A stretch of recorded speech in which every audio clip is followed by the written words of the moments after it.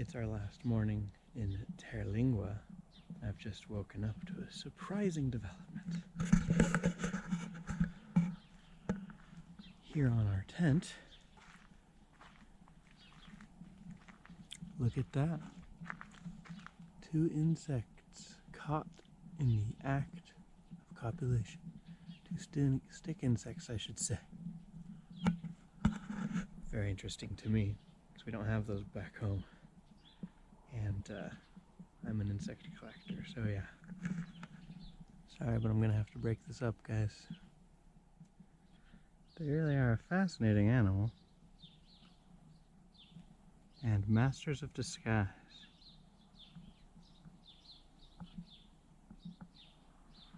And quite fun to play with, quite frankly.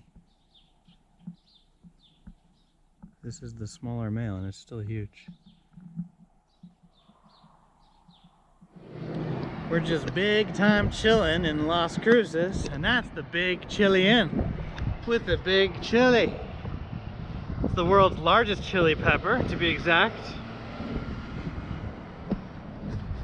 And hole frijole, that's a big chili. Let's see.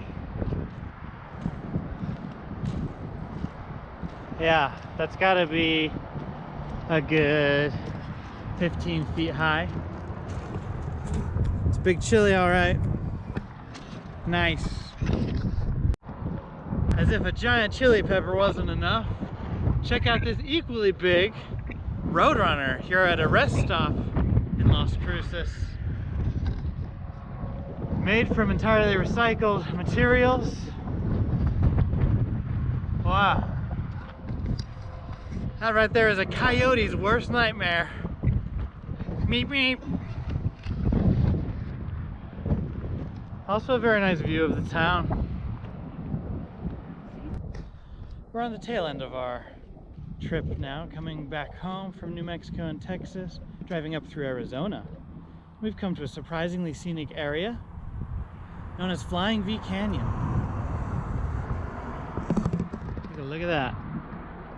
It's kind of like, well, I don't know, it's a big old canyon. Not nearly as wide as the Grand Canyon, but there's a river down there. It is nevertheless pretty grand. Yep. Just thought I'd show you that. You're welcome. Not a place I've ever heard of. Never. No. Good morning, America. It is the last day of our road trip, and we stayed at a fun little place called the Wigwam Motel in Holbrook, Arizona. For each room is a teepee-shaped building. Woo. Would you like to give us a tour, Melissa? Sure. Follow me. Look how cute the door is. It's just my size. It's cozy. There's the wigwam. Surprisingly spacious. Surprisingly. Got a queen size bed. Little sitting area. TV. With a TV. They probably didn't have that when they first had the hotel. Cute little window at like knee height. Then they got the bathroom. And you think, oh, maybe it's This just a room's half not bath. so spacious. Right? But no, come in here, come. Behind this magic door. Not so easy. There's the shower. With angled ceilings as well. And Very low. Shower head. yep. And now today we are going to Petrified Forest National Park. Our 5th national park on this trip, which is the most we've ever done on a trip, which is wild. And actually I'm ready for a break from it. But Yeah, it's been speaking of petrified wood, there's quite a few specimens here on the property at the Wigwam. Pretty neat. I like this place. I like the vibe. It's along historic Route 66. It's just a unique place to stay. Oh, and fun fact, this is the hotel that inspired Cozy Cones in Cars. And technically there is another one of these somewhere, I think, along Route 66. That makes sense. So there's 2 Wigwam motels. That makes sense because it says, have you stayed in a wigwam lately?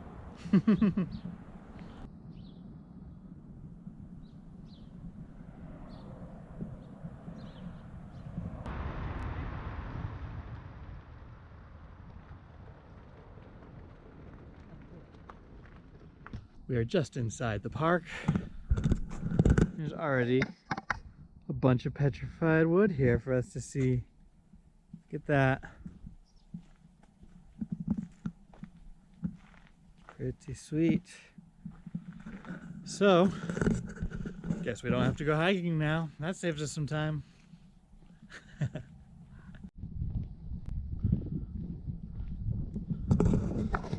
We're heading out on our biggest hike of the day.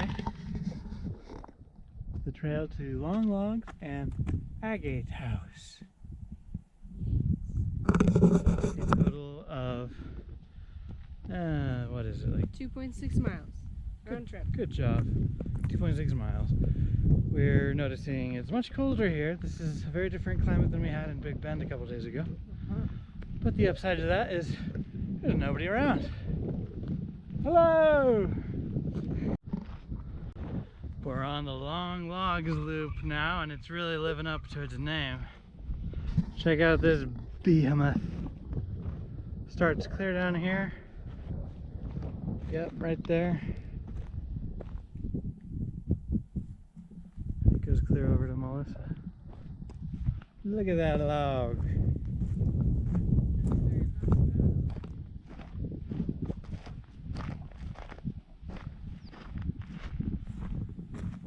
Nice. And man, it's tempting to just like grab a chunk of petrified wood as a souvenir. Don't do that. No, it's definitely not allowed, and I can see how I can see why I wouldn't want to do that, because it would spoil the park and all that. I understand all that, but man, it's still tempting. Here's another monster log. I mean, it's all broken up to pieces, but you can still tell it's one big log. Oh, that's really pretty on this one. Oh yeah, those are nice. And it doesn't stop there, because this is still the same tree, I believe.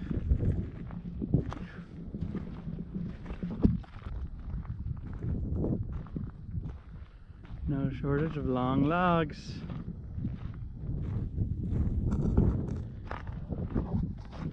I'm impressed.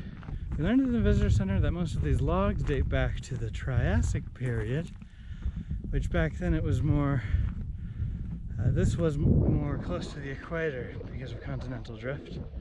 Hot, humid. So there were swamps, there were big old crocodiles, and very different than it is today. These badlands are cool. Little hills formed by erosion. We've got some pretty colors on them too. Yeah. We have reached the Agate House. The cool thing is that it is built of petrified wood.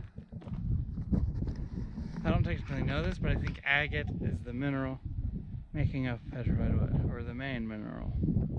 Hence the name Agate House, or agate. I don't really know the proper way to say it.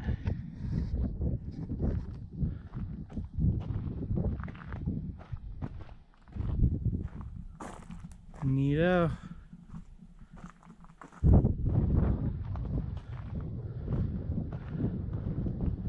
Pretty cool. In the 1930s, archaeologists believed that this was a very unique building, and they thought that it was one of a kind, but actually as they continued to explore the rest of the park, they found several buildings just like this. So when was this made? They say it was sometime between 1050 and 1300. This is a reconstruction. Oh, so it's ancient. This is ancient, but this is a reconstruction of what it would look anciently. Oh, so okay. they've actually rebuilt it so that we can see what it would have looked like in 1050 and 1300. Alright, so this is like modern cement, putting it together. They used mud mortar instead of cement. Mud mortar. Okay. Yeah. See, I didn't know that. I thought this was like some rancher who came and lived in Arizona and built a house out of petrified wood. No, it was ancient. But no, this was ancient Native American, so that's pretty cool.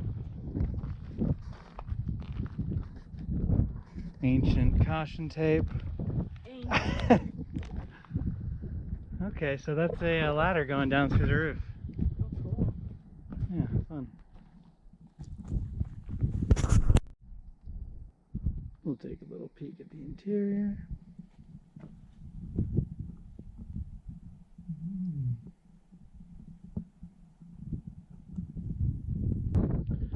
Well, this is a pretty sweet feature of the park. Never seen anything quite like it. And the hike here was pretty easy, wasn't it? Yeah, really easy. No big hills or anything? Nope, not really much elevation gain at all. It was really easy.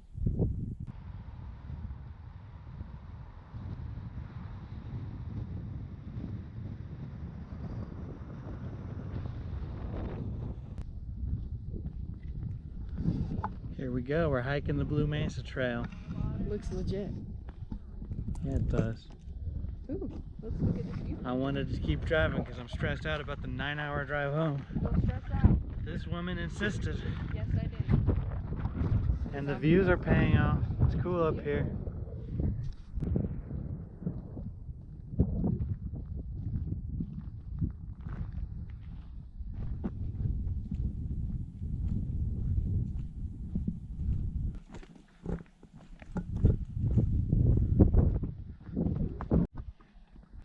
Well, wouldn't you know it, there's some wood down here.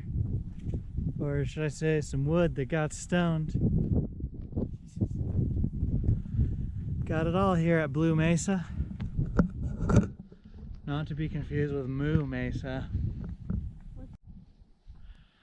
This is very much reminding me of visiting Badlands National Park.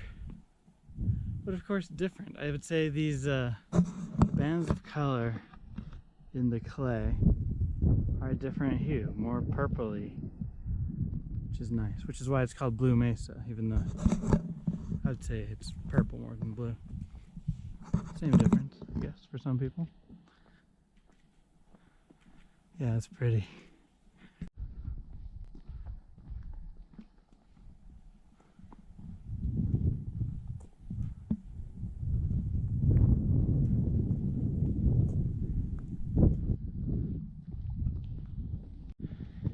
Alright, hiked it, liked it. We won't be doing any more hikes because we don't have all day.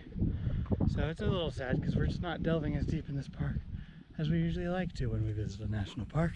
Yep. But at least we're seeing enough to get the gist of it. And we can definitely see potential for coming back here and doing more. They also encourage in certain areas of the park to just go out without a trail and see what you can find that way. And they have some recommended routes, just a little more of a challenge finding your way without a trail. But that sounds cool as well. Yeah.